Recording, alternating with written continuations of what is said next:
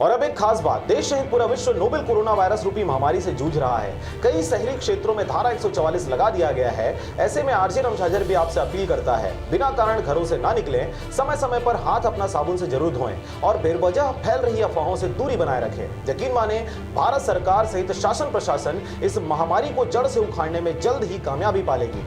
धन्यवाद।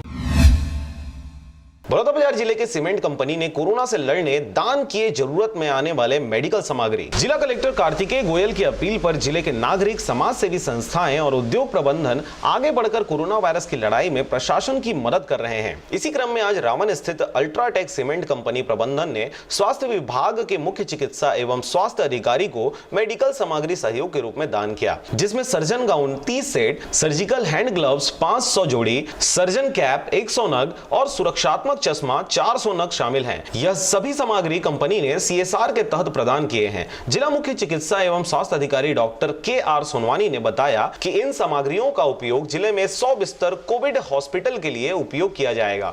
इस अवसर पर कंपनी के प्रतिनिधि गिरीश चंद्र पंत, कोरोना के नोडल अधिकारी डॉक्टर राकेश प्रेमी, DPM सृष्टि मिश्रा सहित अधिकारी कर्मचारी उपस्थित रहे। बलौदाबाजार से मनहन बंजारे की रिपोर्ट, RJ रमझाझर।